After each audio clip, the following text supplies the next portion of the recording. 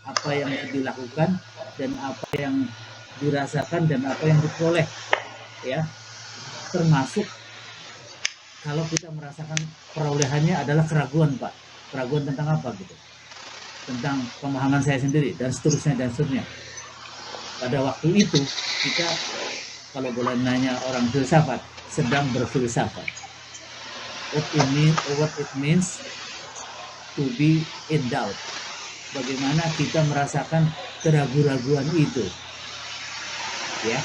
Dan kemudian ada needs untuk memastikan keraguan-keraguan ini sesuatu yang wajar atau aneh atau apa gitu. Sehingga ada tahap berikutnya, what to do next, dan seterusnya dan seterusnya.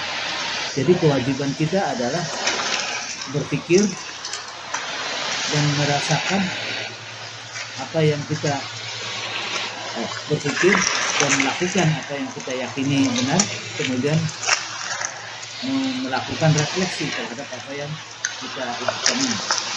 Saya mengundang yang gampang aja, Restu. Ya, saya tahu membuat ada 3 halaman ya, Restu. Boleh Betul, Pak. direproduksi supaya teman-teman tahu. What did you write? Apa yang Restu tulis di dalam refleksi atau summary yang dicoba, itu kan ditulis dengan darah-darah itu, dengan energi, dengan pikiran. Oleh karena itu jangan dianggap tidak bermanfaat, selalu ada manfaatnya. Ya, Ya, betul, silakan. Pak. Ya, Ya, baik. Assalamualaikum warahmatullahi wabarakatuh, teman-teman semua. Selamat pagi, Bapak Ibu. Oke, di sini saya akan mencoba sharing ya, mengenai apa yang saya tulis, mengenai summary dengan eh, terkait dengan definisi filsafat mungkin ya Pak, seperti itu. ya, Ya memang pada awalnya gitu ketika melihat sumber utama yaitu di Wikipedia memang ada keraguan seperti yang Bapak bilang barusan ya, itu ya. Ya, kita langsung fokus ke mencari the philosophy of science itu apa gitu ya, ya. Nah, tapi secara apa ya? Secara keseluruhan ketika sudah dibaca memang saya nggak mendapatkan langsung itu Pak. Nggak ya, mendapatkan langsung apa meaning the philosophy of science gitu. Nah, maka dari itu ada sumber-sumber rujukan juga yang saya baca gitu. ya, Nah, termasuk dari video juga gitu, tidak ya, hanya buku bagus. tapi dari Ya, video juga. Nah, karena saya sendiri gitu lebih mudah menangkap konsep itu kalau misalkan dijelaskan melalui media audiovisual seperti ya, itu. Jadi untuk konsep-konsep dasarnya saya membangun dulu melalui penjelasan orang lain yang ya, menjelaskan melalui video. Nah, lalu baru masuk ke buku-buku rujukan. Oh, ternyata istilah-istilahnya bisa dipahami gitu. Nah, ya, memang di beberapa sumber yang saya baca tidak hampir semuanya, hampir 80%-nya tidak menjelaskan the philosophy of science is apa gitu, Pak, ya, ya, langsung ke definisi. Tetapi mereka memecah istilahnya terlebih dahulu, ada ya. filosofi dan ada science gitu. Oke, good. Seperti itu. Nah, jadi untuk filosofinya sendiri yaitu lebih ke mode of thinking, Ya, sementara sainsnya itu adalah uh, ilmu tentunya ilmu untuk verify the truth gitu, untuk ya, apa memverifikasi kebenaran. Nah, seperti ya, itu yang saya pahami. Dan terus sempat ada kontroversi juga yang saya baca antara filosofi dan sains gitu. Nah, ya, bahwa ada masyarakat sains, nah, tidak percaya akan filosofi. Nah, tetapi setelah dibaca-baca kembali, nah, justru filsafat itu mendukung sains gitu. ya, Nah, sains itu akan berkembang ketika orang-orang bertanya, ada rasa kepenasaranan seperti itu. ya, Nah, dan terciptanya sains pun uh, terbentuk secara hierarkis, dimulai dari unit yang terkecil mungkin dari data. Nah, data-data yang punya kesinambungan itu disebut informasi. Nah, begitupun informasi yang punya kesinambungan disebut knowledge atau pengetahuan, sehingga ya, nanti menjadi ilmu. Sehingga ceritanya seperti itu, Pak, mungkin. Nah, saya mungkin agak sedikit kebingungan di bagian historisnya, Pak. Mungkin ya, ada banyak nama tokoh gitu. ya, Nah, itu betul. mungkin banyak yang saya skip di bagian sana. Ya, Ya, terima kasih, itu saja mungkin Bapak Ibu yang bisa saya bagikan. Mungkin saya juga pengen mendengar dari Bapak Ibu yang bagus. lain supaya bisa Ya, belajar lebih lanjut. Terima kasih Pak untuk kesempatannya. ya. Terima kasih Pak Restu ya. Jadi seperti kita dengar sendiri, Pak Restu sudah mencoba berbagi dengan kita apa yang dipahaminya, bahkan termasuk langkah-langkah yang dilaluinya gitu ya. Kemudian jadi dan pertama karena ini sesuatu yang ditugaskan, jadi wajar saja kalau pertamanya nurutin tugasnya sendiri, suruh membaca Wikipedia itu. Kemudian di Wikipedia memberikan sesuatu yang kemudian memancing keperluan berikutnya. Aduh, saya pengen tahu modalitas, modus lain presentasi tentang ini, ada yang lebih sederhana enggak ya? Misalnya melalui video, karena video visual sifatnya. Kemudian jadi tawar-menawar antara presenter dengan situasinya sendiri melahirkan sesuatu yang bersandar pada visual. Dan kemudian somehow bagaimanapun Pak Restu merasakan sesuatu yang beda. Oke, jadi apa yang ada pada modalitas tertulis yang notabene seperti tanpa rasa bicaranya ya enggak, tapi kemudian diterjemahkan lanjut melalui presentasi video yang sudah diwarnai keterlibatan emosi macam-macam, sehingga kemudian menekankan itu buktinya ya bahwa penekanan itu muncul karena keperluan pada situasi presenternya sendiri gitu ya, dan lahirlah pemahaman yang ketangkap sama Pak Restu dengan segala latar belakang dan tujuan pembacaannya itu gitu. Sip. Nah ini gaya Amerika ya, jadi gentlemen, kalau belum pernah kuliah di Amerika, inilah antara lain ya, saya memolak cara dosen saya memperlakukan pendapat masing-masing orang seperti apa gitu ya. Gitu. Ini di layar urut-urutannya kayak gini, Pak Restu sebelah kiri, kemudian Bahrudin Mustafa, habis itu Pak Jatmika. Bahrudin Mustafa nggak fair kalau bicara langsung, belakangan aja ya. Nah, sekarang langsung ke Pak Jatmika. Silakan share what you have been doing, berbagilah terhadap apa yang dilakukan dan prosesnya seperti apa dan kesimpulannya kayak apa.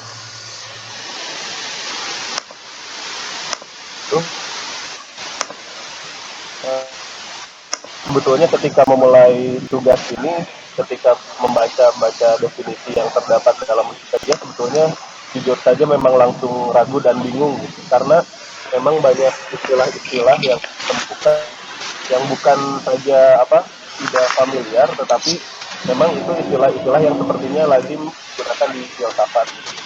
Nah, untuk memecah istilah itu menjadi sesuatu yang paham, lakukan cross check terhadap mesin penerjemahan seperti Google Translate dan sebagainya, tetapi memang saya rasa agak sulit menemukan padanan yang pas di bahasa Indonesia. Oleh karena itu saya coba mencari dari beberapa rujukan lain yang memang dapat memberikan pemahaman yang pasti gitu, padanan kata dari istilah-istilah yang muncul, terutama yang mampu juga mendefinisikan filsafat ilmu. Akhirnya saya coba istilahnya elaborasi antara yang saya baca di Wikipedia dengan yang saya baca di beberapa literatur, dan saya ingin berusaha, sebetulnya walaupun tugasnya itu lebih kepada meringkas, tetapi saya ingin berusaha membahasakan filsafat ilmu itu dengan hal yang saya pahami, karena itu justru lebih mudah untuk memahamkan saya sendiri, karena bahasa-bahasa yang digunakan cenderung lebih permisif bagi saya untuk mendefinisikan filsafat ilmu. Nah, setelah saya coba meringkas dan memberikan mencari batasan-batasan filsafat ilmu, saya juga coba memberikan parafrase supaya pemahaman dari filsafat ilmu yang saya temukan itu bisa lebih mudah dipahami nalar dari penjelasan saya. Itu mungkin, Pak.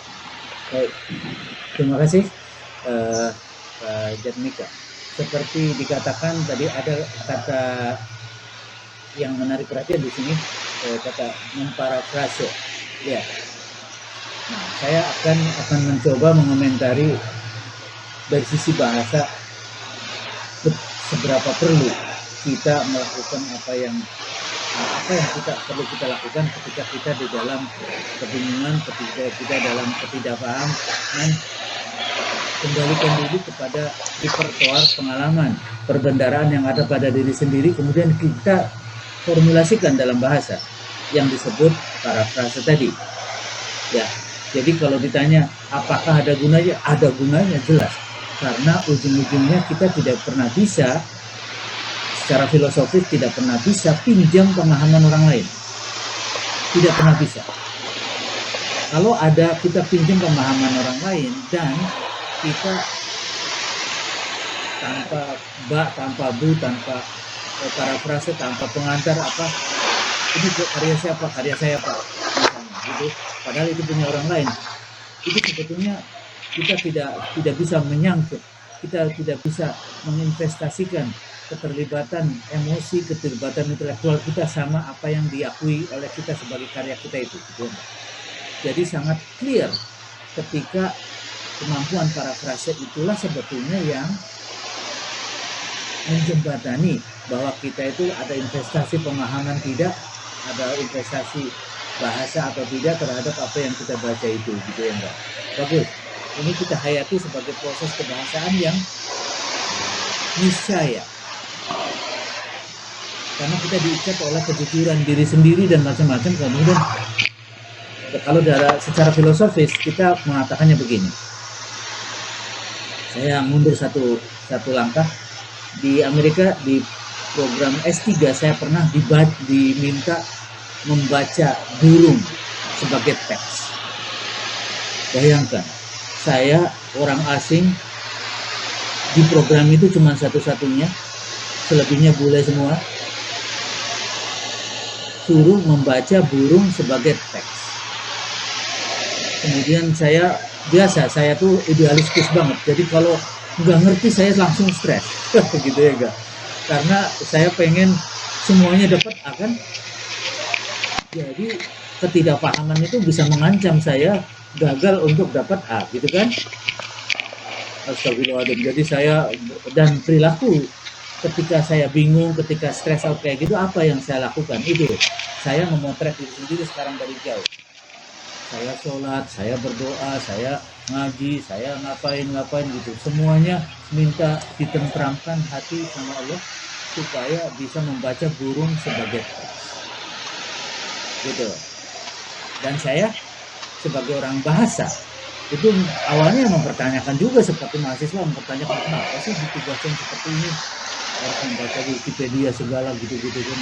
Kenapa sih nggak Bapak aja yang ngomong? Nanti saya catat pemahaman Bapak gitu. Padahal saya udah mengatakan tadi, pemahaman tidak boleh pinjam. Kita yang membangun sendiri pemahaman kita apa.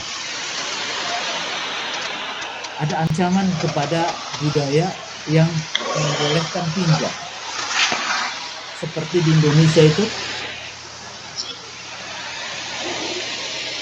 di kelas-kelas bawah, SD, SMP, SMA, bahkan di perguruan tinggi, seperti ada asumsi bahwa orang yang pintar adalah orang yang bisa mereproduksi pemahaman dosennya yang pintar apa adanya, seperti yang dipahami dosen itu.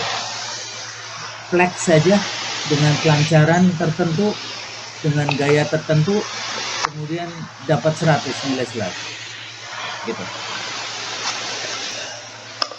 Kalau benar pengamatan saya tentang gejala umum seperti itu, I beg to disagree. Saya ingin mengatakan ketidaksetujuan saya. Nanti saya akan katakan kenapa saya tidak setuju yang semacam itu. Sebagiannya sudah saya katakan bahwa pada hakikatnya kita tidak boleh pinjam dan tidak bisa pinjam ke pemahaman orang lain. Kita harus mengartikulasikan apapun yang kita pahami itu ke dalam bahasa sendiri, dan hanya dengan cara itu melalui parafrase itu kemudian kita akan ngecek, do I know what I'm talking about? Apakah saya paham terhadap apa yang saya katakan ini? Ketika nggak paham, itulah hasilnya. Berarti another layers, tahapan berikutnya adalah lapisan berikutnya. Apakah baca ulang kah atau macam-macam, atau bertanya pada orang dan macam-macam.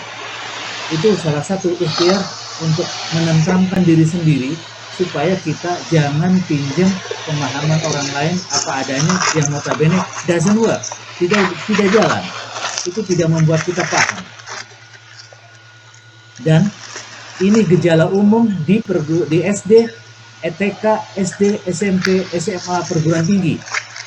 Nggak tahu sampai di mana perguruan tingginya, apakah tingkat 1 saja, atau tingkat 2, atau tingkat 3, atau tingkat 4, atau sampai lulus, atau bahkan sampai dokter. Doesn't work that way. Kenyataannya tidak bekerja seperti itu.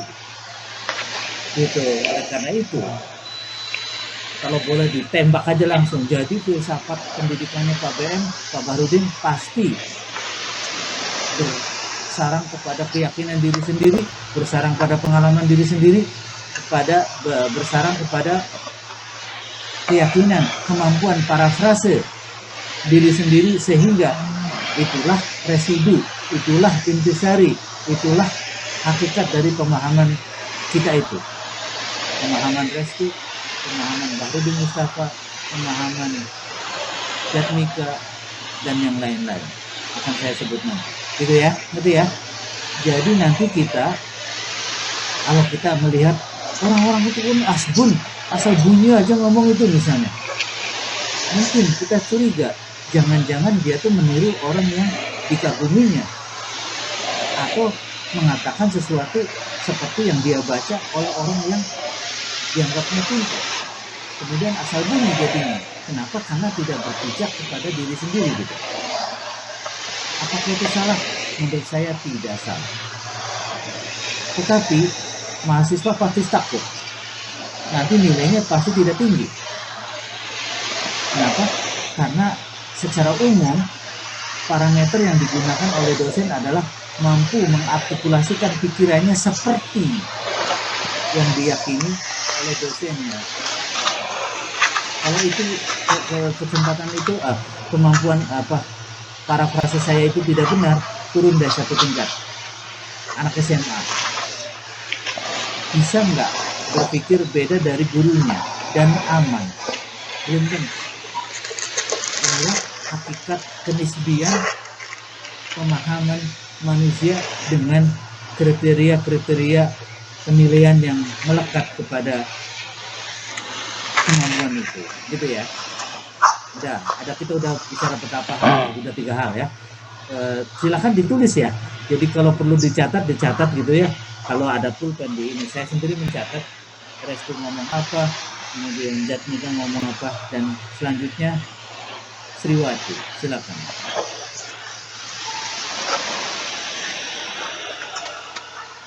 Yang diminta adalah menceritakan proses pengerjaan tugas dan tugas yang dikerjakannya, dan kemudian refleksinya final. Silakan dibuat.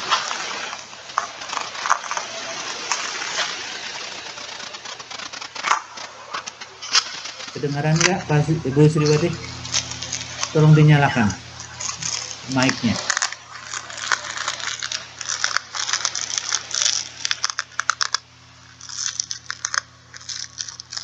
Saya melihat Ibu Sriwati menulis cukup panjang, dan tugas kita cuma menceritakan, meninjau kembali apa yang ditulisnya itu dengan bahasa lisan. Silakan.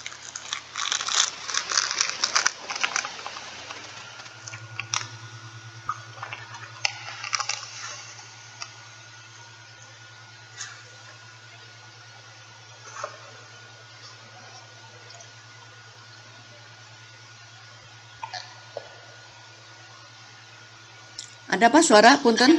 Ya, silakan. Ya. Udah kedengaran sekarang. Ya. Terima kasih Pak. Jadi saya merangkumnya itu dengan mencari sumber-sumber dari internet. Tetapi memang terus terang Pak, saya hanya melengkapi tugas saja, maksudnya. Di antaranya definisi, dan seperti yang sudah saya kirimkan, definisinya, kemudian pendapat-pendapat dari beberapa sumber, ciri, tujuan. Nah, untuk sebenarnya sih belum memahami Pak, harus dibaca kembali kalau memang harus Ya. Jadi masih menyesuaikan saja. Ya. Ya, kira-kira seperti itu, Pak. Jadi mohon maaf sebelumnya, hanya memenuhi kebutuhan saja tugas. Ya. Oke. Coba Bu Sriwati bikin komentar terhadap tugasnya sendiri ke arah yang membuat kita mengerti apa yang tujuan tugasnya adalah mencari tahu pada tahap sangat awal filsafat ilmu itu apa sih sebetulnya.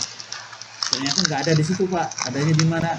Setelah sampai kemudian menuliskan, sampai kemudian Bu Sriwati mengambil keputusan secara psikologis, ya udah bismillah aja, ini yang saya serahkan. Ya, Itu termasuk ketegangannya. Silakan aja.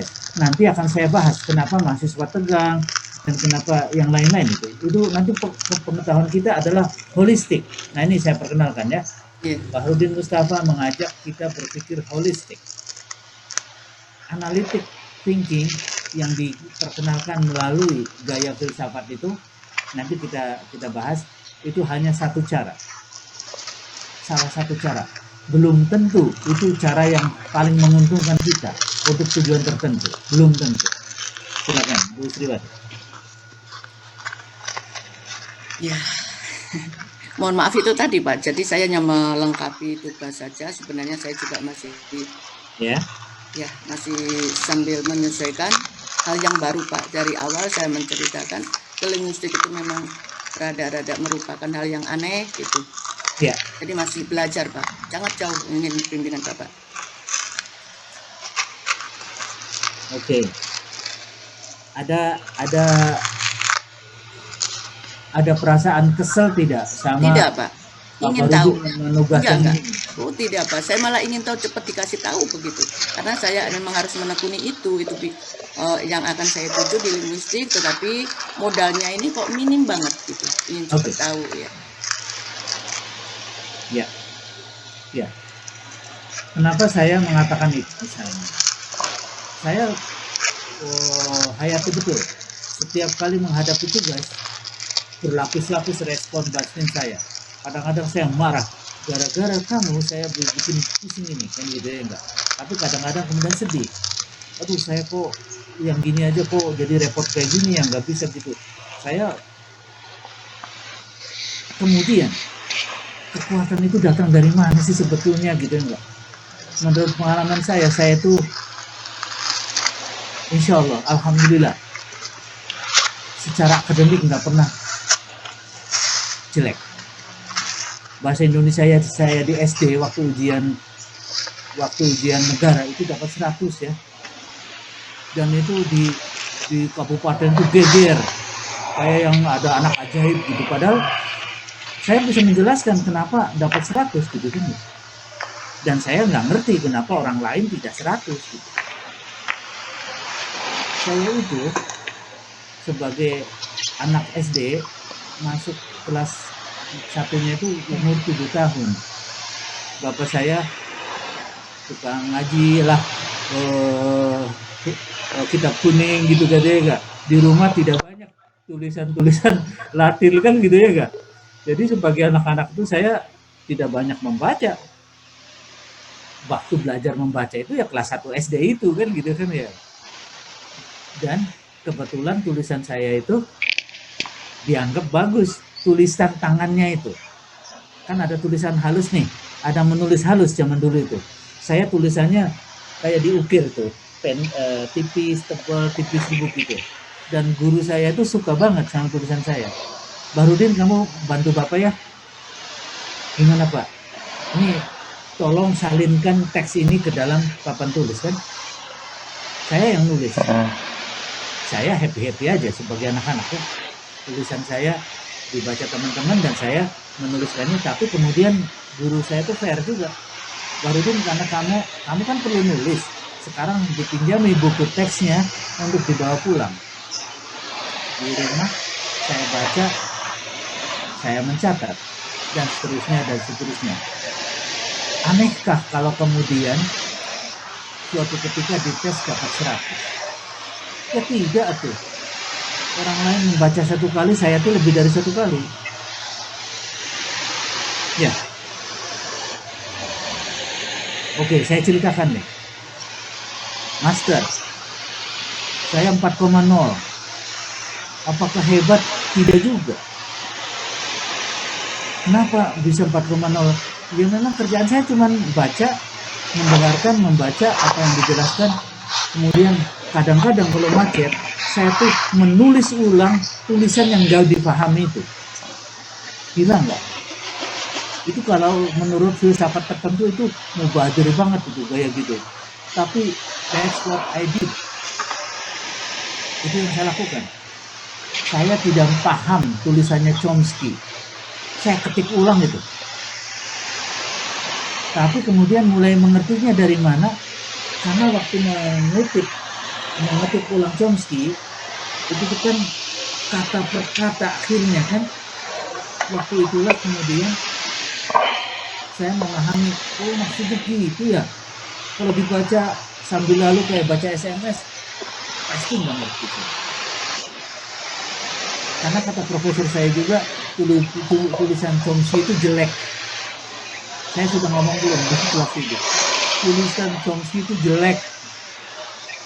Diukur dari tata krama menulis itu, intronya, apanya gitu, tidak taat sama aturan.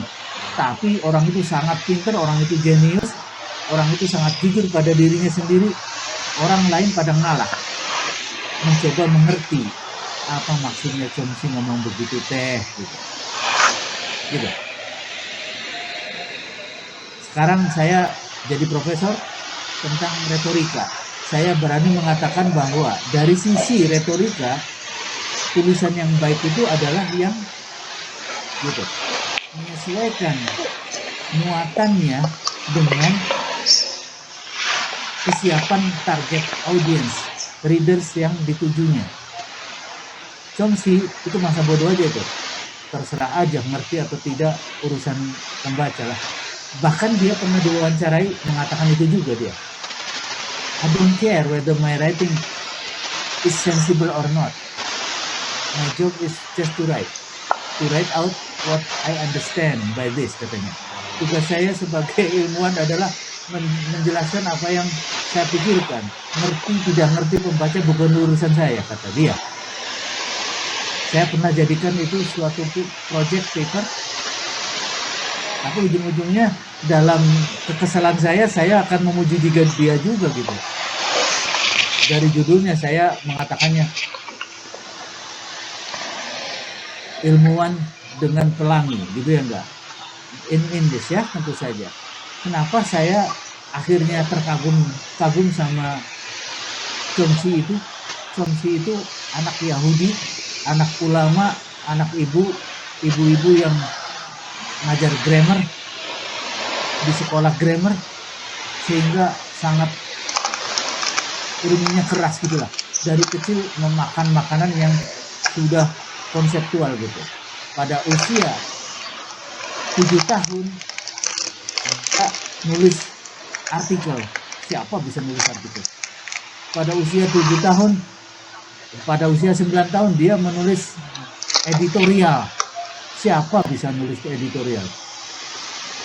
Harudin usia itu tuh masih, kasarnya sih, masih bergelantungan di selendang ibu, ya. Tetapi Chomsky sudah menulis artikel ilmiah dan mendebat policy editor.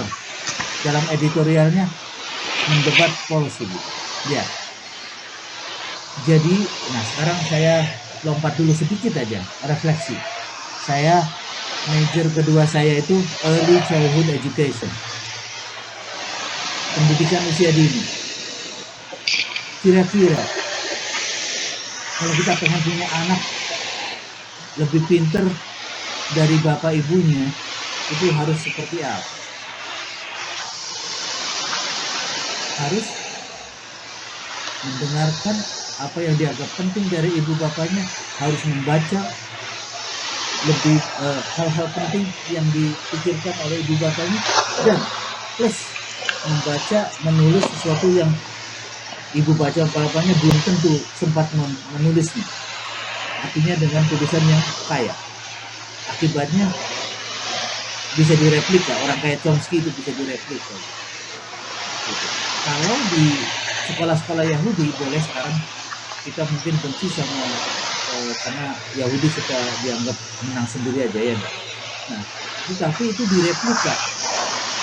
direplikasi, rumusnya disembunyikan, tapi disekolahkan di sekolah-sekolah TK, SD, SMP, disembunyikan gitu. Tetapi gizinya diberikan ke anak-anak. Termasuk katanya orang-orang Yahudi itu membacakan buku untuk Nina Bobo ketika anak-anak mau tidur, dan seterusnya. Sehingga dalam tidur dia tuh diekspos dengan bahasa-bahasa yang bergizi, yang kemudian otot mentalnya berkembang, kemudian bisa memikirkan sesuatu di luar atau di atas kemampuan rata-rata. Gitu ya, itu komentar saya. Jadi ibu jangan sedih ya. Ya kita punya tujuan sendiri ketika membaca, kan harus ngerti gitu. Saya kok bolak-balik ngerti sedih ya. Nah, contoh yang sudah bagus itu dilakukan Pak Restu tadi. Karena teksnya doesn't make sense, kemudian saya cari video lah. Gitu ya Mbak. Siapa tahu ada cara menjelaskan dengan cara lain melalui video itu. Kemudian ditimpali oleh Pak Jatmika. Saya mencoba memparafrase Pak, apa yang saya pahami ketika itu. As of now, ketika detik itu, pahamnya kayak gitu. Jatmika merasa harus menyerahkan tulisannya ke dosennya. Kita kirimkan. Mungkin deg-degan, mungkin malu, mungkin takut dikritik, wajar aja. Tetapi kemudian apakah saya mengkritiknya? Tidak kan? Nah, itulah sifat purbasangka manusia gitu ya Mbak. Kita kadang-kadang mau chicken out, mau mengelak ya, takut dikritikan gitu kan. Tetapi belum tentu itu sebetulnya apakah dosennya itu orang yang suka ngeritik-ngeritik kayak gitu enggak gitu kan. Ternyata oleh Bahrudin dalam hal ini dikomentari positif dalam arti bagus. Itu cara memparafrase adalah cara satu-satunya untuk mengendapkan pemahaman yang masih mulak-mulak ya, masih tidak bisa hidup di dalam pikiran kita.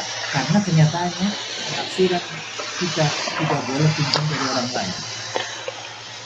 Kita tidak boleh dan tidak bisa memahami pemahaman orang lain hanya melalui penafsiran yang disebut parafrase itu. Kita kemudian mencoba memahami walau alam berapa, apakah 100% atau 80% atau 50% akurasinya, atau malah dianggap oleh yang bersangkutan ini ngaco aja nih. Tetapi bisa juga 110% gitu. Artinya bisa saja pemahaman kita itu mengilhami penulisnya untuk merevisi tulisannya, sehingga deep down dalam hatinya dia menyadari bahwa ternyata penafsiran gaya Indonesia ini, gaya Jatmika ini menyadarkan saya bahwa menulis yang baik itu harus bisa ditafsirkan oleh audiensnya, harus bisa dicerna oleh audiensnya. Ini oleh ahli retorika disebutnya reader friendly text, teks yang ramah pembaca. Itu ada syaratnya untuk bisa ramah pembaca itu. Tidak seperti yang diakui Chomsky. Chomsky mengakui, I don't care, saya tidak peduli apakah dipahami tulisan saya atau tidak. Bagi Chomsky yang penting adalah mengartikulasikan pikirannya dan masuk, disebar ke manfaatan ke publik umum. Mungkin filosofinya kayak penebar jala. Ikan-ikan kecil lolos-lolos aja. Mungkin dianggap begitu. Karena gede-gede lubangnya. Tapi dia yang dia arah adalah para paus. Bisa saja kan? ikan-ikan besar, sehingga sebagai jaring dia bisa nangkap ikan besar tapi lolos udang apa kecil-kecil bisa lepas saja. Tidak semuanya itu. Orang punya kemanfaatan masing-masing dengan potensi yang dibekalkan oleh Tuhannya masing-masing. Gitu ya. Itulah Chomsky. Dalam tulisan saya muji-muji Chomsky ujungnya karena orang ini luar biasa. Masa usia anak lain masih umbelan lah kasarnya namanya enggak. Kelas 2, kelas 3 SD menulis editorial. Sudah menulis wacana-wacana yang kompleks. Yang memimpin teman-temannya se-SD. Padahal dianya baru kelas 3, 4, 5, 6 nurut semua sama dia kan pemikirannya gitu lah. Gitu. Kurang lebih kayak gitu. Dari filsafat Islam yang saya tahu adalah in that case, dalam kesempatan itu, dalam konteks kayak itu, do your best. Tujuan kita adalah melakukan amal terbaik kita. Bukan tugas kita mengkritik diri sendiri berlebihan, bukan tugas kita mengkritik orang lain. Do your best. Lakukan apa yang terbaik yang bisa kita lakukan sesuai peran dan kemampuan yang dititipkan pada kita. Dan bersyukurlah dengan kemampuan itu.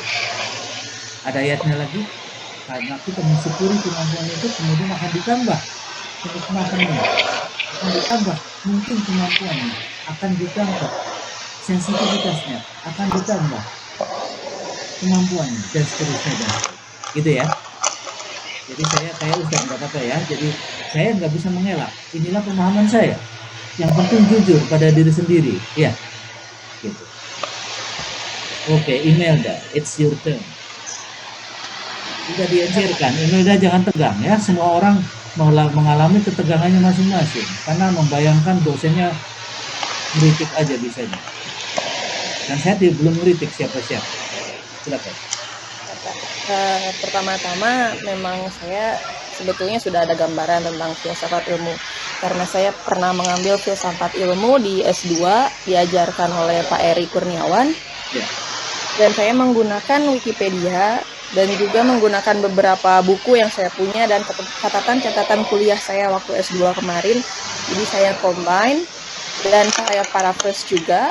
Jadi saya menulis memang berdasarkan apa yang saya mengerti saja, berdasarkan sumber dari Wikipedia, catatan kuliah, dan buku-buku yang saya punya. Sejauh ini memang tidak ada confusion sih Pak, tapi cuman seperti saya pengen tahu, I want to know more about the history of philosophy of science. Karena emang belum ada sih Pak, jadi kayak masih lebih ke how to get the knowledge, how to gain the knowledge, how to find the truth. Masih sekitar itu aja tentang definisi dan apa sih filsafat ilmu. Sedangkan saya pengen tahu lebih tentang sejarahnya dan kayak misalnya di empiricism itu kayak gimana, terus epistemologinya seperti apa, itu masih belum tereksplor sih Pak. Bagus. Ya. Sekarang rumusan berikutnya ya. Tadi udah saya bicara dari Restu, bicara tentang apa yang diperoleh dari Jatmika dengan Sriwati dengan ini ada sekarang, bahwa ini bukan omongan Pak Rudin Mustafa tapi omongan Howard Gardner. Dia mengatakan bahwa jauh-jauh dari Amerika dia tuh. Ini jenius berikutnya. Howard Gardner adalah masih hidup, jenius yang masih hidup, seperti Chomsky jenius yang masih hidup. Dan itu sama-sama. Dia juga orang Yahudi juga. Howard Gardner siapa nganggap enteng Howard Gardner?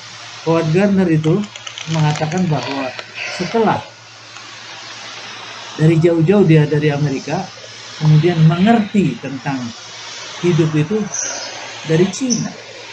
Dia jadi visiting professor ke Cina, kemudian mulai dia sebagai orang yang nomor satu di mana-mana dia dibikin takluk sama situasi di mana orang Cina ternyata tidak jaim ya, tidak mikirkan apa kata orang ya, Kalau kita tuh kan takut, ih katanya PhD, masa gitu-gitu aja nggak bisa gitu. Kita nggak takut, asal jujur pada diri sendiri. Mengapa saya dikasih PhD? Karena menurut kriteria para dosennya udah pantas dikasih PhD. Tenang aja gitu, bukan salah kita. Itu nggak maksudnya. Jadi jangan kita takut banget dikomentari pihak orang lain di luar pagar kita, sehingga kemudian kita nggak berani berbuat, nggak berani berkutik. Jangan. Itu melumpuhkan kita. Itu dalam bahasa Agim jaim. Jaga image. Jaim itu bentuk real dari bentuk mungkin tantangan keikhlasan bagi kita dengan Tuhan kita ya. Tuhan menciptakan kita, tahu persis siapa kita itu, gerak hati kita macam-macam. Udah aja, do your best, lakukan yang terbaik, apa yang kita pahami yang terbaik, tapi ikhlaslah, karena dimensi yang dihargai nanti macam-macam. Dimensi keikhlasannya ada, dimensi best efforts, apa yang kita lakukan yang terbaiknya ada nilainya sendiri. Kemudian bagaimana kita berusaha mengerjakan tugas juga ada nilainya sendiri. Tenang aja, lakukan yang terbaik dengan ikhlas. Dimensi ikhlasnya penting. Kenapa? Karena ada dimensi sincerity dalam bahasa Inggrisnya yang juga akan tercermin dalam tulisan kita. Dalam bahasa retorikanya, orang yang menulis sincere itu nanti kedengaran jujur banget. Seperti halnya Howard Gardner mengakui bahwa cara berpikirnya itu bukan satu-satunya cara menjadi pintar. Amerika memang dominan, betul. Semua orang pengen kayak orang Amerika. Ya, tetapi Howard Gardner yang pinter Amerika kelas 1 itu menyadari bahwa cara pinternya orang Amerika itu not the only way, bukan cara satu-satunya. Oleh karena itu kemudian dia menulis Project Zero. Oleh karena itu kemudian dia menulis lagi multiple intelligences, ditambah ada dimensi ini, dimensi itu. Itu oleh-oleh dari cara dia belajar dari orang lain yang notabene dulunya nggak dihitung oleh cara berpikir analitik rasional gaya Amerika. Boleh nanti kita mulai mengkaji siapa Howard Gardner sebagai ilmuwan, sebagai mungkin sayang sekali saya nggak ada kesempatan saya mengenal dia di waktu di Amerika. Saya sering duduk di kuliah presentasi dia bersama ibu-ibu, bapak-bapak yang lain duduk di lantai gitu, sementara dia bicara gitu di podium. Sebagai pembicara memang dia bukan orang yang sangat memikat, kalah oleh Agim lah soal retorikanya, tetapi karena murid-muridnya Samina Watonya melihat bahwa apa yang dibicarakan selalu bergizi, kemudian kami dengan cara Samina Watona itu mencoba mencerna apa yang dianggapnya penting, kemudian membawa konsep-konsepnya keluar ruangan, di kelas kami bicarakan dan seterusnya. Gitu ya. Saya ulangi lagi, dia terkagum-kagum setelah belajar sabbatical leave atau tugas observasi kampus atau apapun namanya sebagai guru besar di Cina. Kemudian dia belajar tentang bagaimana orang Cina mengelola hidup, bagaimana mereka hidup dan mengelola pengalamannya sehingga kemudian menjadi hal-hal penting dalam kehidupannya.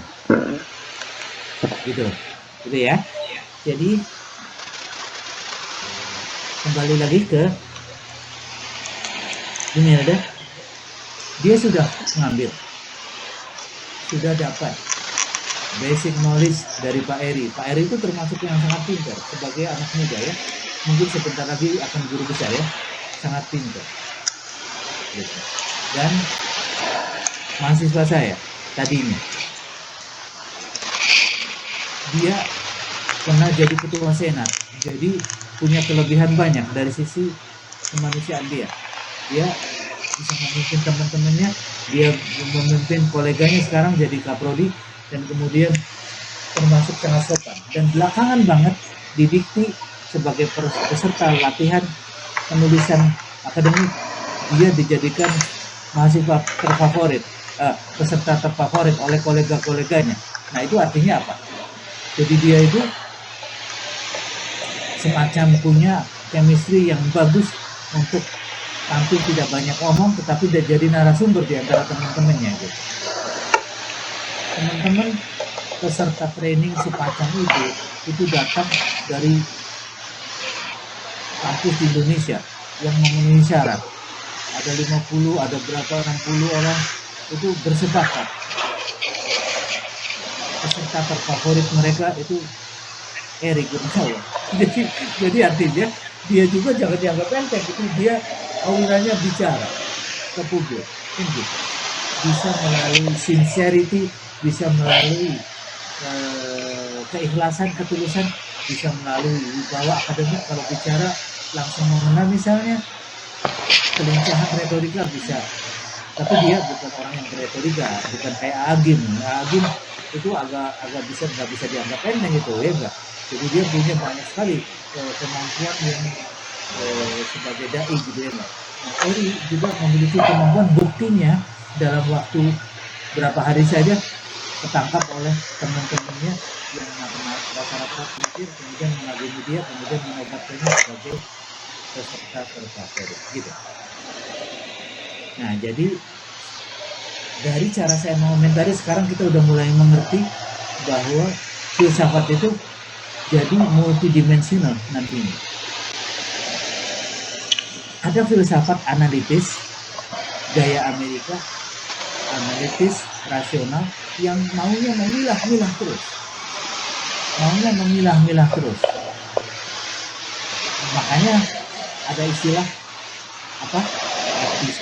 Ontologi, epistemologi, aksiologi. Baru aja kita pengen mengerti itu udah pusing duluan. Karena penulis nggak mampu memberi ilustrasi yang baik untuk semua orang dengan berbagai lapisan pemahaman. Tidak mampu. Nanti ujung-ujungnya para penulis harus mengakui bahwa filsafatnya, keterampilannya, kemampuan membaca, mengantisipasi needs of readers itu ada batasnya, dan kemudian akhirnya sebagai penulis mengambil keputusan, this is what I can do at this point. Inilah yang bisa saya lakukan pada poin ini. Menulis dengan cara ini, dan akan diundang respon sebetulnya. Wikipedia itu cukup rendah hati. Saya pernah merespon ke Wikipedia gitu ya, nggak suruh ngedit, saya ikutin karena nggak ada yang nggak bagus ya. Kemudian saya edit gitu, kemudian saya kembalikan ke dia, terserah mau dipakai atau tidak. Tapi Wikipedia itu dokumen terbuka pada dasarnya, yang kalau kita punya pikiran pembanding silakan aja. Gitu. Ini Anda mungkin baru tahu, baru menyadari ini, atau udah selama ini menyadari. Jadi itulah miniatur dari kehidupan. Kalau boleh saya ngutip orang pemikir pinter di Amerika, Lee Shulman namanya. Lee Shulman itu di Stanford, ahli teaching. Dia pernah menulis artikel, for those who understand, teach. Gila gak? Untuk orang-orang pintar yang mengerti banyak hal itu, cobalah jadi pengajar. Saya sih melihatnya sebagai orang Islam, sebagai Bahrudin Mustafa dengan keislamannya, saya melihat, muslim banget ya cara berpikirnya. Seperti apa ya, yang diamanatkan oleh hadis, oleh Al-Quran, bahwa kita tuh do your best dalam posisi kita. Nanti orang mau niru mau tidak, tapi ikhlaslah supaya jadi amal baik bagi kita di mata Tuhannya, kan gitu ya. Tuhan kita masing-masing nanti akan diduanya. Saya ulangi lagi omongan Lee Shulman, for those who understand, teach. Untuk yang paham, maka ambil langkah jadi pengajar. Jangan ngeritik aja, guru-guru itu tidak hebat, guru-guru itu payah, gitu. Nilainya saya cek guru-guru itu ternyata jarang yang cum laude, yang pinter-pinter. Ya kalau Anda pinter, ngajarlah, gitu. Dan belajarlah dari yang lebih pinter lagi, gitu. Gitu ya. Mudah-mudahan ada gunanya saya komentari stimulus referensi dari Imelda yang baru saja bicara tadi. Terima kasih Imelda ya. Jadi kita akan memikirkan apa yang kita dengar, memikirkan apa yang kita baca, memikirkan apa yang kita lakukan, memikirkan apa, dan kemudian kita menerjemahkannya dalam amal soleh. Terlepas Imelda bahasanya apa, gimana mengatakannya, amal soleh itu kebajikan bagi orang lain, kemaslahatan bagi orang lain. Saya mau itu ada hadisnya, ada ayat Qur'annya, tapi untuk konteks ini saya mau mengutip di Shulman, for those who understand, teach. Untuk yang memahami, cobalah tampil sebagai pengajar. Jangan-jangan nanti akan kenikmatannya ditambah lagi sesuai dengan janji Al-Quran, janji Allah, atau pemahamannya akan bertambah lagi seperti melalui reflective thinking, karena kita ternyata setelah jadi dosen kita harus memahami yang kita hadapi itu siapa, ngerti nggak ya yang saya katakan gitu. Seperti saya memahami sekarang, menugaskan suruh baca Wikipedia emang gampang gitu, ternyata banyak kan responsnya teman-teman itu, gitu ya. Sekarang saya undang guru bahasa Arab saya. Saya mau jadi murid dia, Pak Yusuf Ali Tantowi ya, silakan. Silakan jangan tegang ya. Pokoknya direfleksikan aja. Saya membacanya begini Pak, hasilnya kayak apa gitu. Prosesnya seperti apa. Silakan. Ya, baik, terima kasih Pak atas kesempatannya. Saya ingin bercerita tentang proses yang saya lakukan untuk memenuhi tugas yang diberikan. Yang pertama, saya mengikuti saran Bapak untuk kemudian searching ya, mengambil dari Wikipedia dan lain sebagainya. Memang mata kuliah filsafat ilmu ini bagi saya baru Pak. Ya. Waktu kuliah di Timur Tengah saya tidak pernah mendapatkan materi ini, begitupun juga di sini saya belum pernah ngajar itu. Jadi yang saya alami pertama adalah kebingungan begitu ya, konten apa saja sih filsafat ilmu ini yang harus saya rangkum begitu. Ya. Tapi saya lebih fokus pada untuk mengambil filsafat ilmu saja. Kemudian saya baca dari Wikipedia dengan bantuan translate ya, kemudian baca juga dari referensi lain. Yang saya lakukan adalah komparasi Pak. Saya mengkomparasikan informasi yang saya dapat dari berbagai sumber, kemudian saya ambil informasi yang saya anggap itu lebih lebih lengkap begitu, dan itu yang kemudian yang saya tuliskan di rangkuman yang saya kirim. Secara umum mungkin sama dengan apa yang dilakukan teman-teman yang lain Pak. Ya. Itu saja barangkali Pak terkait dengan tugas yang saya lakukan. Ya, terima kasih Pak Yusuf ya. Yusuf Ali Tantowi, very good name ya. Subhanallah, namanya indah ya. Oke, ya sudah dikatakan tadi bahwa move pertama turuti saran gurunya, ya enggak. Barijen saya juga nggak tahu. Saya hanya mengatakan bahwa membaca Wikipedia satu, karena dia Wikipedia sendiri dikelola secara terbuka oleh penulis yang tidak pamrih terhadap nama. Dia tidak mencantumkan siapa sumbernya. Cuma Wikipedia, gitu aja, gitu kan Wikipedia. Ya, Bahrudin Mustafa nggak muncul di sana, meskipun saya nulis dan saya sampaikan ke Wikipedia. Ya, jadi biarlah sepertinya mau mengatakan kalau dia orang Islam, biarlah Allah saja yang tahu ini sumbangan siapa saja sih tanpa nama. Tidak seperti penulis lain yang ini aku loh yang ngomong itu, kemudian enggak seperti gitu ya enggak. My name is, padahal saya memperkenalkan diri waktu nulis respons kepada Wikipedia. My name is Fahri Mustafa, I got my degree from, saya gitu-gituin. Kemudian mungkin disadap idenya, tapi kemudian hilang di situ dalam lautan ilmu itu. Nanti akan ada refleksi sebagai semuanya. Saya akan bicara tentang tiketnya kayak apa. Jadi bagus. Kita coba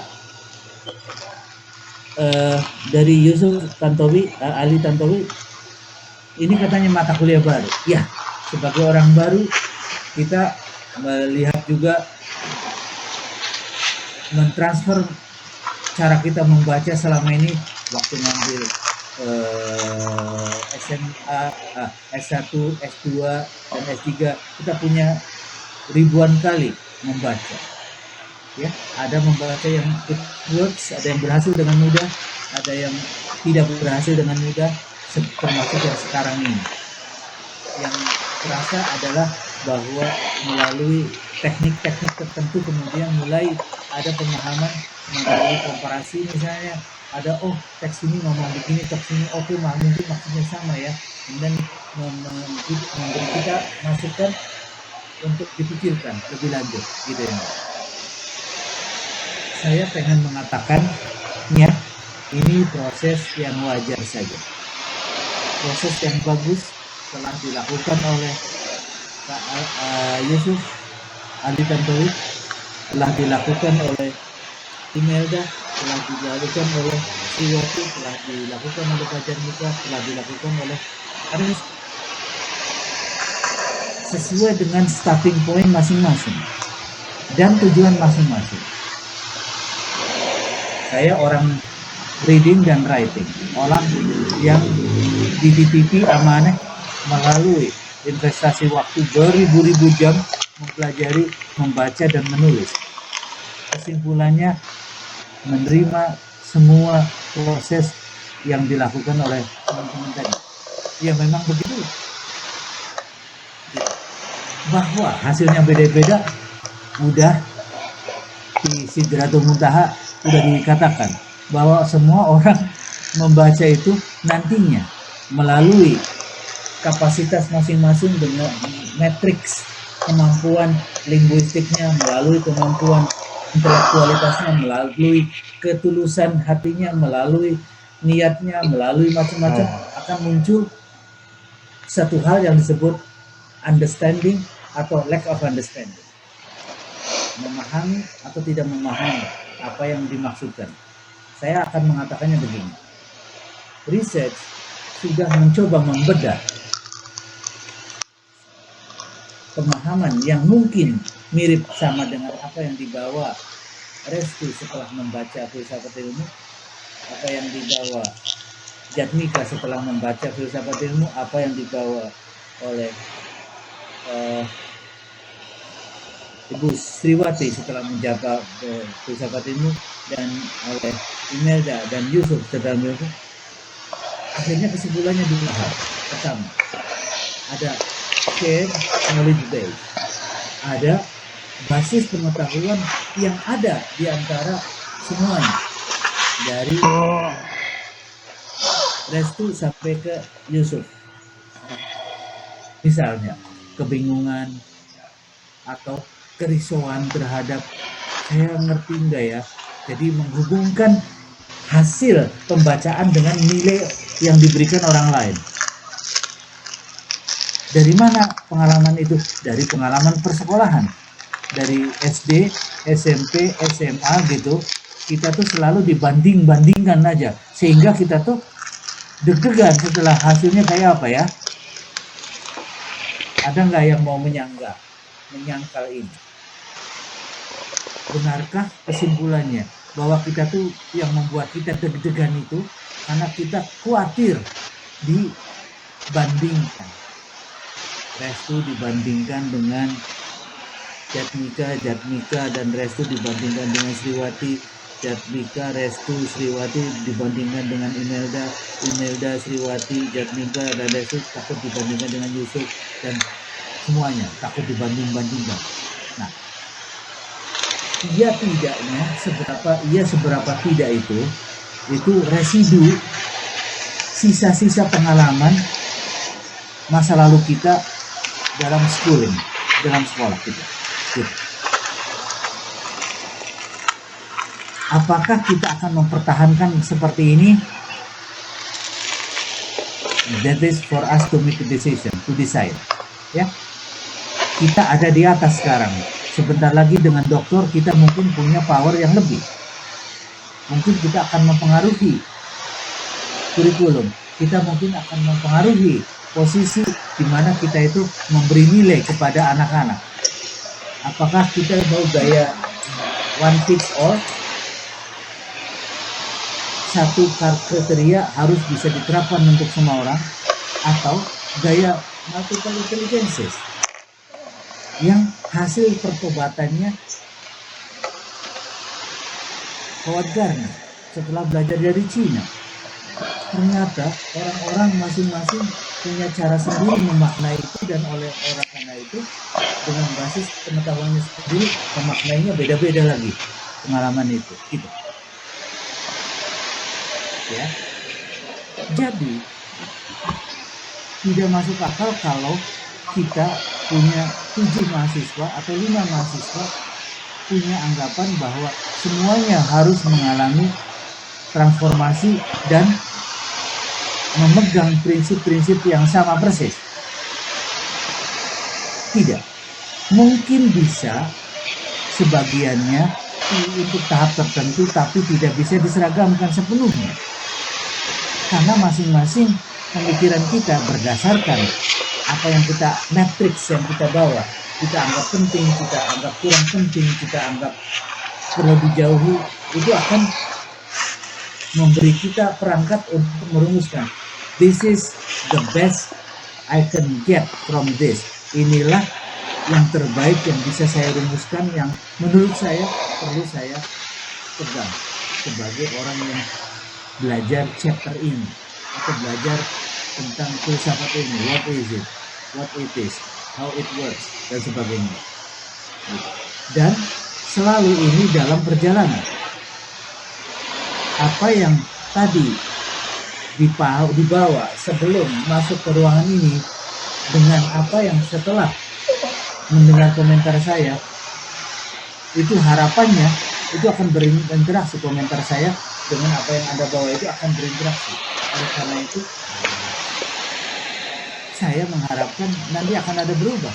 Ada warna Baharudin Mustafanya sedikit, ada warna pada pikiran Restu, ada warna Imelda sedikit, ada warna Yusuf sedikit, ada warna Jatmika sedikit, ada warna dari Sriwati sedikit, dan seterusnya dan seterusnya. Ngerti ya maksudnya? Sehingga oleh karena itu satuan yang akan kita pakai sekarang adalah komunitas, bukan apa yang ada pada individual head di kepala orang perorangan, tetapi apa yang shared by community. Oleh karena itu nanti jangan kaget kalau kita juga bergeser filsafatnya. Oke, bagi saya sekarang kebenaran yang sifatnya kebenaran manusiawi adalah apa yang diakui oleh banyak orang, awalnya sebanyak-banyaknya orang. Gaya demokrasi Indonesia itu maling dengan orang yang baik-baik, dengan ustadz dinilai 1 suaranya. Kita boleh bertanya, is it fair? Apakah fair ketika orang yang nggak peduli sama orang lain itu diboboti nilainya sama dalam demokrasi kita dibandingkan dengan orang yang ilmunya, hidupnya, hartanya, semuanya didedikasikan atas perintah Allah kepada keperluan orang banyak misalnya. Nanti kita, inilah filsafat itu. We are making philosophy of gitu, demokrasi. Apakah kita percaya sama demokrasi yang kayak gitu? Saya tidak percaya. Tapi bisa nggak saya masih tetap sebagai orang Indonesia tanpa harus masuk GUI ngomong begini kan gitu? Ya, saya akan jaga supaya saya tidak memaki-maki orang lain. Karena kalau saya maki-maki orang lain, ayat lain terlanggar. Bahrudin Mustafa maki-maki saya di publik dan saya tersinggung dan saya gitu tuntut. Mungkin tuntutan saya, tuntutan orang itu dikabulkan jaksa. Kemudian saya dimasukkan kemana? Gitu. Bukan dipertemukan dengan Christine Hakim ya, tapi di meja hijaukan dan sebagainya. Gitu. Kurang lebih kayak gitu ya. Jadi saya kembalikan lagi, result of learning, hasil dari belajar filsafat atau apapun nantinya akan diolah oleh community of learners, pada komunitas pembelajar. Nanti ada nilai relatif di sana, nggak ada mutlak-mutlakan. Seperti halnya multiple intelligences itu mengkontribusi terhadap keanekaragaman atau mozaik kecanggihan berpikir orang per orang itu beda-beda. Ada orang yang sangat visual, yang grafik, atau yang dia sangat encer kalau bicara tentang anak panah karena melalui gambar. Ada orang yang melalui verbal, bahasa kalimat yang panjang-panjang yang disukai Chomsky itu untuk orang lain bisa bikin pusing kalimat panjang-panjang gitu. Ya. Jadi kesimpulannya sekarang bahwa ada 5 orang berpikir tentang filsafat ilmu dengan berbagai penjelasannya itu, ada yang baru, ada yang tidak baru, ada yang sudah mengulang waktu master sudah dapat A, tapi pasti akan ditinjau kembali berdasarkan pengalaman baru itu dan hasilnya akan beda-beda lagi. Dan jangan disesali, justru keyakinan inilah yang akan memberi kita modal tentang filsafat ilmu itu, filsafat pengetahuan itu, filsafat pengajaran itu, filsafat amal soleh itu, dan yang lain-lain. Ya, karena matriksnya yang banyak, maka kemudian kesimpulannya seperti itu. Oke. Sekarang saya mau mengakhiri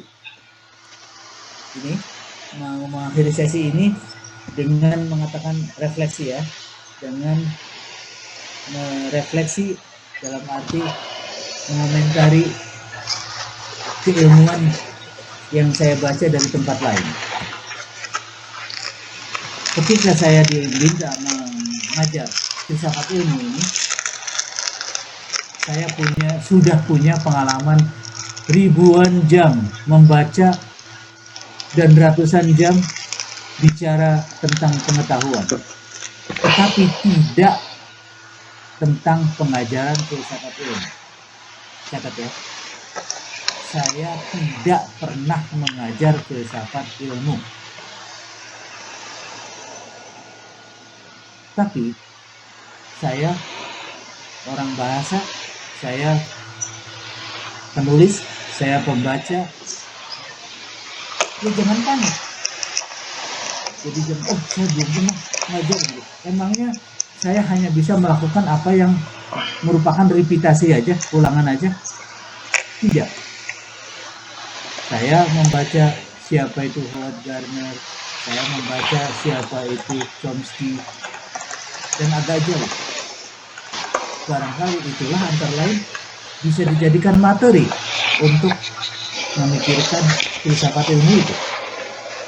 Gitu ya. Oke. Sekarang geser ganti bab, tetapi masih bab yang sama. Sisinya yang bergeser. Pertama, pengetahuan kita itu berlapis-lapis. Satu, kesimpulan. Pengetahuan itu berlapis-lapis. Ada guru kita yang ngajar filsafat dengan gagah berani, setelah dicek, what does he know? What do they know? saya bisa mengatakannya dengan tools yang lain, dengan alat yang lain. Oke, dia tahu tubuh pengetahuan tentang filsafat ilmu. Indikatornya apa? Dia fasih membicarakan apa itu epistemologi, ontologi, apa itu gitu, ya. Epistemologi apa itu? Ontologi, epistemologi, aksiologi misalnya.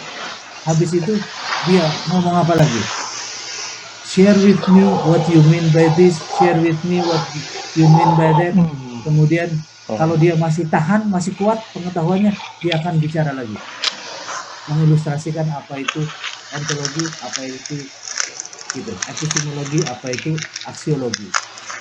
Saya kejar lagi, tell me more contextually what it means di dalam dunia semantik, di dalam dunia pragmatik, di dalam dunia macet di situ misalnya. Saya bilang, oke, tell me more, apa hubungannya dengan ilmu yang disebut arts? Karena Restu pengen tahu itu. Dia macet di situ. Ini salah siapa? Tidak salah siapa-siapa. Itulah ilmu itu. Di atas langit. Orang ini udah cukup hebat itu, bisa menjelaskan antologi, bisa menjelaskan gitu. Epistemologi, bisa menjelaskan epistemologi gitu ya.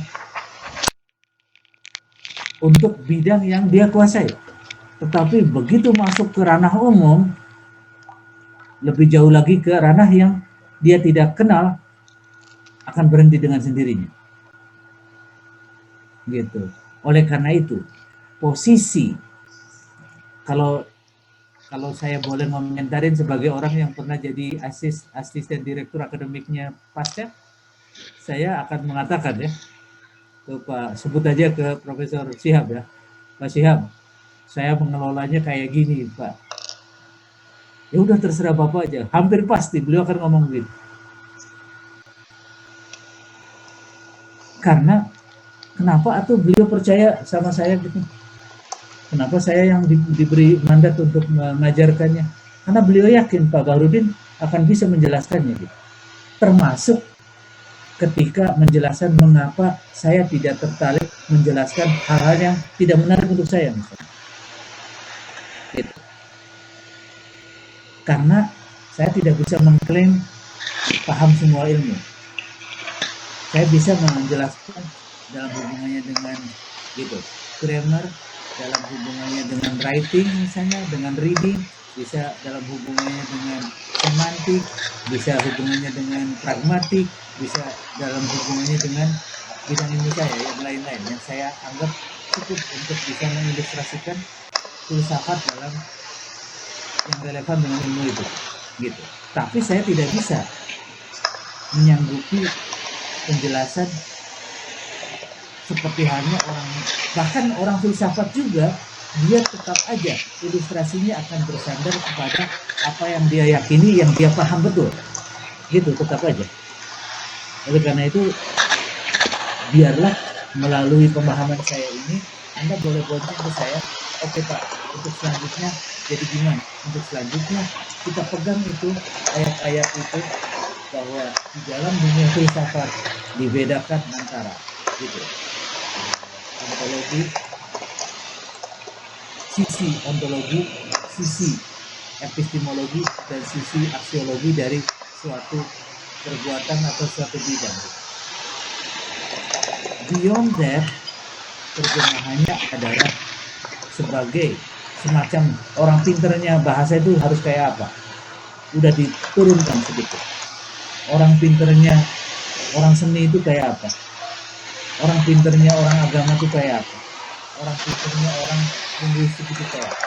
Lebih jauh lagi saya pengen mengatakannya, orang soleh di orang yang punya ilmu agama itu harus seperti apa? Orang soleh dalam ilmu seperti apa? Orang soleh dalam ilmu linguistik itu harus seperti apa perilakunya. Orang soleh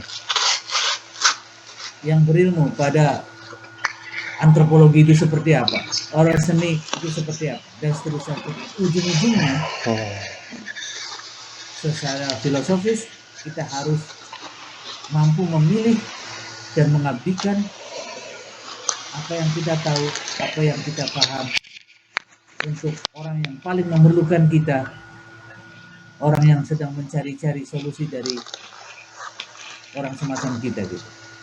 Kembali dulu, saya mau minjem, nggak usah ayat Quran dulu, pinjam omongannya siapa tuh yang saya bilang itu, ya. For those who understand, please stand up and teach. Untuk yang paham, silakan ambil space, berdirilah dan ajarkan. Gitu. Jadi ujung-ujungnya filsafat ini mengajari kita tanggung jawab. Di mana peranmu itu? Take your role. Ambil peranmu itu. Gitu. Kalau mau jadi pembelajar, jadilah pembelajar yang baik, cerna dengan baik, dan bantulah pembelajar yang lain supaya kita bermanfaat hidupnya. Nah, kalau mau disebut filsafat apa ini, Pak? Kan ini ada nyebut-nyebut nama-nama filsafat kan? Ada filsafat utilitarian misalnya. Ada utilitasnya nggak? Ada manfaatnya nggak orang itu? Hadis mengatakan bahwa orang yang baik adalah orang yang bermanfaat bagi manusia lain. Bahkan dijadikan parameter terbaik orang yang beriman itu adalah yang bermanfaat sebanyak-banyaknya bagi orang yang beriman yang lain. Manusia umumnya dan yang beriman khususnya. Oh, aduh, saya puas banget ngomong begini ya, karena telah melalui kebingungan dulu kan gitu ya, Pak. Kita wajar aja bingung ini sendiri. Toh ujung-ujungnya melalui kebingungan itu, melalui refleksi, nantinya akan sampai kepada kesimpulan bahwa oh, jadi pemahaman itu tidak boleh pinjam ya, tidak boleh buat pemahaman orang lain tapi dibuat punya kita, nggak bisa. Kita harus melalui matriks yang kita bawa, intensinya apa, bahan bakunya yang kita bawa, setelah itu apa, kemudian setelah membaca mengertinya apa, setelah dijelaskan oleh dosen mengertinya kayak apa, sampai nanti itu kita akan dalam variabel itu, dalam variabel yang tidak bisa dijadikan satu ukuran. Ngerti ya? Di kelas ini saya mewajibkan, belum dikatakan, semua orang menghadiri kuliah. Sekarang saya katakan, di kelas ini semua orang mengerjakan apa yang ditugaskan. Semua orang di kelas ini saya wajibkan kontribusi dalam diskusi. Share what you know. Sampaikan, berbagilah apa yang kita tahu. Kita nggak tahu, Pak, saya nggak tahu apa-apa, memang nggak apa-apa. Share what you feel. Berbagilah apa yang kamu rasakan. Saya hanya ada kebingungan, Pak, nggak apa-apa. Share what you confused about. Nanti semua orang yang lain, termasuk dosennya, akan merupakan cerminan bagi kita masing-masing. Sehingga Baharudin Mustafa sebagai orang pertama yang paling tua mungkin di kelas ini, dia berkewajiban bisa nggak menyelamatkan umatnya itu. Salah satunya misalnya orang yang ngaku sampai, Pak, saya itu sampai enak, sampai sakit perut ketika bicara filsafat ilmu itu. Tugas saya adalah menyelamatkan orang itu bersama-sama dengan yang lain untuk makin mengerti hakikat dari filsafat itu apa, hakikat dari ilmu itu apa, sejauh yang bisa dijelaskan. Selebihnya semuanya tidak harus bisa dijelaskan dengan akal kita, semuanya tidak harus dijelaskan dengan bahasa kita, tapi niatkan hal-hal yang baik harus kita bisa amalkan, dan kita mampukan teman yang ada di bawah kita sehingga kemudian jadi amal soleh. Saya kira tidak berlebihan ya kalau saya mengharapkan seperti itu. Ada komentar dari teman-teman? Karena habis ini akan saya kasih tugas selanjutnya. Wah, tugas lagi ya Pak? Iya, tugas lagi. Tenang aja. Ya. Jadi ada pertanyaan nggak? Silakan dulu. Barangkali Pak Yusuf, barangkali Pak Jatmika, barangkali Ibu Siliwati, barangkali Ibu Imelda, barangkali Pak Restu mau komentar. Silakan. Ini sudah 8:30, jadi akan ditutup.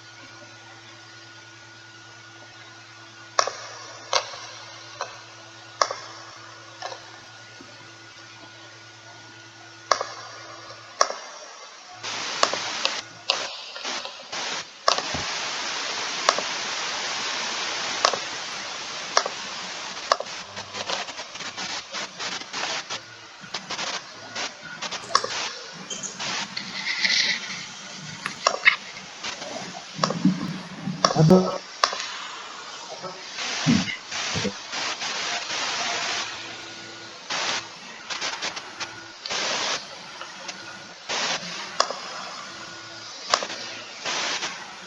still there? Dipahami? Kedengaran? Putus Pak, barusan. Putus. Dengaran Pak. Dengaran Pak. Ini, karena waktunya memang habis, saya akan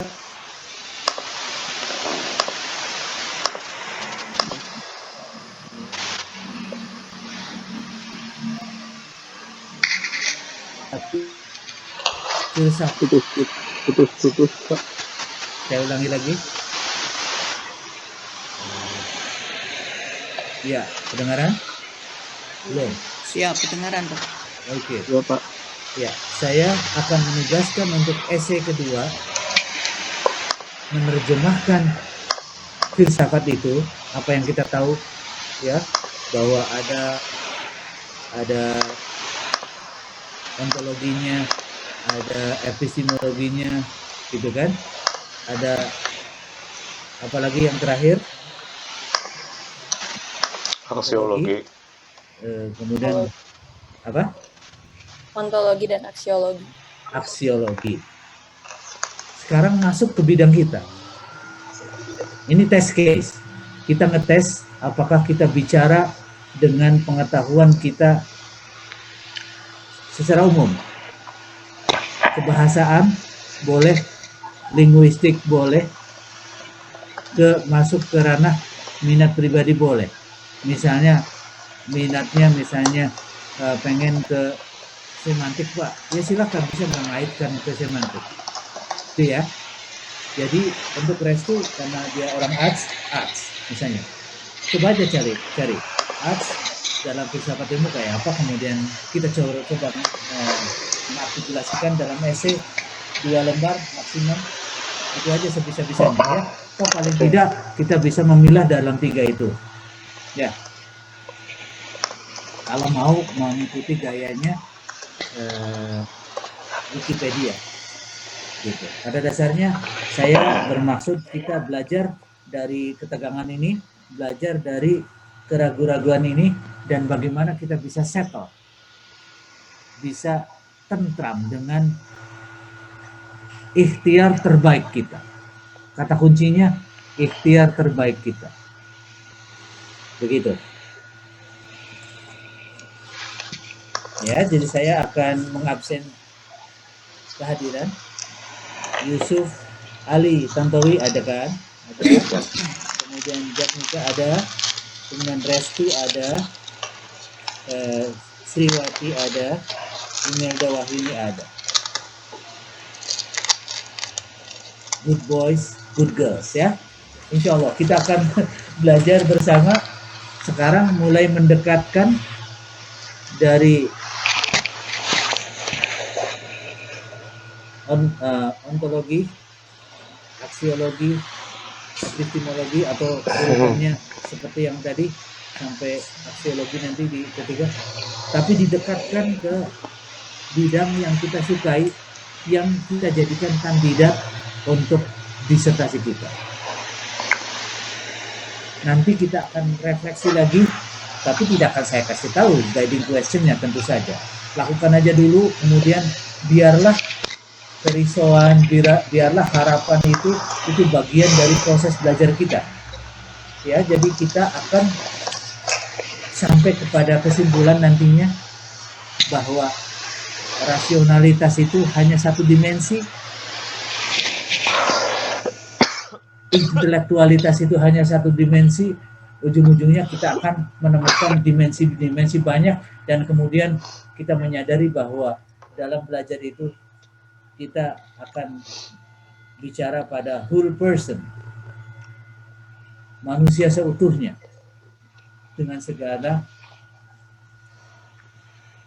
bocel-bocelnya, dengan segala kelengkapannya, dengan segala ketidakberdayaannya dan atau keberdayaannya itu, gitu ya. Insya Allah dengan harapan semacam itu nanti sesi berikutnya kita akan membicarakan melalui esai yang ditampil di ini kan, dikirimkan ke dinmustafa@upi.edu biasa. Syukur-syukur di akhir pekan supaya saya bisa membacanya ada waktu, karena ujung-ujungnya cara saya mengajar akan dikondisikan oleh fueled by bahan bakarnya adalah ide dari Anda itu, refleksi dari Anda itu, gitu ya. Itu clear? Apakah jelas? Oke. Bisa diulang Pak, mohon maaf. Dikirimkan untuk dikirimkan kepada siapa Pak? Din Mustafa itu Din Mustafa ya. Din Mustafa. Oh iya. Saya. Din Mustafa satu kata, Din Mustafa ke email yang kemarin.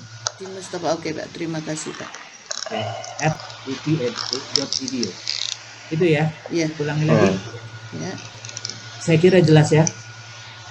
Tujuannya mengaitkan filsafat ilmu dengan keilmuan yang akan jadi garapan disertasi kita.